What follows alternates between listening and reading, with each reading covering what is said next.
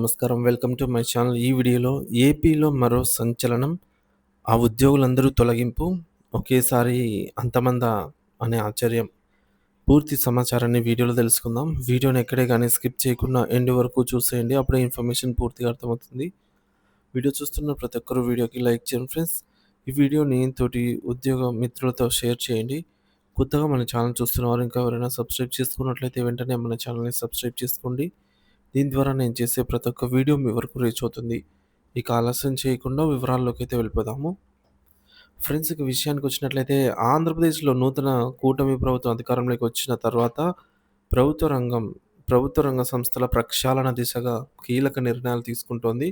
ఇందులో భాగంగా రాష్ట్ర ప్రభుత్వ ప్రతిష్టాత్మక ప్రాజెక్ట్ అయినటువంటి ఏపీ ఫైబర్ నెట్ కార్పొరేషన్‌లో పనిచేస్తున్న 248 మంది ఔట్‌సోర్సింగ్ ఉద్యోగులను ఒకేసారి తొలగిస్తూ ప్రభుత్వం సంచలన నిర్ణయం తీసుకుంది. సో, ఈ చర్య వెనుక రాజకీయ, ఆర్థిక మరియు పరిపాలన పరమైనటువంటి అనేక అంశాలు ముడిపడి ఉన్నాయి.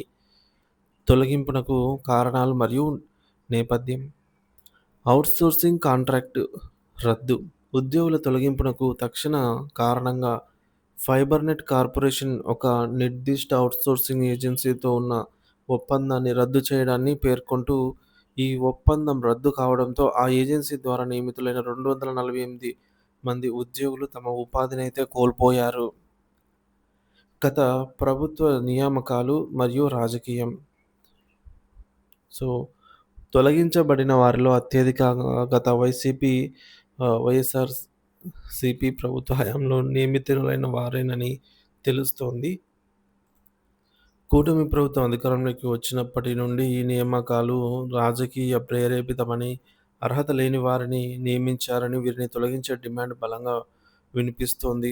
ఈ ఒత్తిడి నేపథ్యంలోనే ఉన్నతాధికారుల కొంత జాప్యం తర్వాత చివరికి ఈ నిర్ణయం తీసుకున్నట్లు సమాచారము.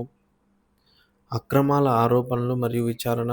ఫైబర్‌నెట్‌లో గత 5 ఏళ్లలో జరిగిన 5,400 కోట్ల ఆర్థిక లావాదేవీలలో దాదాపు 500 కోట్ల వరకు అక్రమాలు జరిగాయని ప్రాథమికంగా గుర్తించినట్టు వార్తలు వస్తున్నాయి.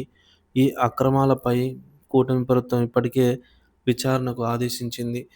ఇందులో భాగంగా అర్హత లేకపోయినా, కార్యాలయాలకు రాకపోయినా వైఎస్ఆర్‌సీపీ కార్యకర్తలకు ఉద్యోగాలిచ్చి జీతాలు చెల్లించారనే ఆరోపణలు కూడా ఉన్నాయి. ఈ ఆరోపణలు కూడా తొలగింపు నిర్ణయానికి బలం చేకూర్చి ఉండవచ్చు. తక్షణ ప్రభావం మరియు ఆందోళనలు. సేవలకు అంతరాయం. తొలగించబడిన వారిలో అత్యంత కీలకమైన సాంకేతిక నైపుణ్యం కలిగిన ఉద్యోగులు అధిక సంఖ్యలో ఉన్నారు. ముఖ్యంగా నెట్వర్క్ కార్యకలాపాలను పర్యవేక్షించే వైజాగ్ నెట్వర్క్ ఆపరేటర్ సెంటర్ ఎన్ఓసిలో పనిచేస్తున్న అనేక మందిని తొలగించారు. ఎన్ఓసి మూతపడే ప్రమాదం. సాంకేతిక సిబ్బంది లేకపోవడంతో ఎన్ఓసి దాదాపు మూతపడే పరిస్థితి ఏర్పడిందని, నెట్వర్క్‌లో ఏదైనా సాంకేతిక సమస్యలు తలెత్తితే పరిష్కరించడానికి నిపుణులు అందుబాటులో లేరని తీవ్ర ఆందోళన వ్యక్తమవుతోంది. ప్రస్తుతం అక్కడ కేవలం సెక్యూరిటీ సిబ్బంది మాత్రమే మిగిలారనైతే అంటున్నారు. ప్రత్యామ్నాయ ఏర్పాటు శూన్యం. సో, ప్రత్యామ్నాయ ఏర్పాట్లు చేయకుండా, కొత్త సాంకేతిక సిబ్బందిని నియమించకుండా హఠాత్తుగా ఇంతమందిని తొలగించడంపై తీవ్ర విమర్శలు వ్యక్తమవుతున్నాయి. ఇది ఫైబర్‌నెట్ సేవల కొనసాగింపుపై తీవ్ర ప్రభావం చూపే అవకాశం ఉందని నిపుణులు హెచ్చరిస్తున్నారు. ప్రభుత్వ లక్ష్యాలు మరియు భవిష్యత్ ప్రణాళిక. ఫైబర్‌నెట్ బలోపేతం. ముఖ్యమంత్రి చంద్రబాబు నాయుడు ఏపీ ఫైబర్‌నెట్‌ను బలోపేతం చేసి రాష్ట్ర వ్యాప్తంగా ఇంటర్నెట్ సేవలను విస్తృతంగా, నాణ్యతతో అందించాలనే లక్ష్యంతో పెట్టుకున్నారు. నూతన నియామకాలకు అవకాశం. ఉద్యోగులను తొలగింపుతో ఏర్పడిన ఖాళీలను ప్రతిభావంతులైన యువతతో భర్తీ చేసి సంస్థకు నూతన జనసత్వాలు అందించవచ్చని ప్రభుత్వం భావిస్తున్నట్టు తెలుస్తోంది. ఇది ఒక రకంగా యువతకు ఉపాధి అవకాశంగా మారవచ్చు. ఆర్థిక పునరుజ్జీవనం.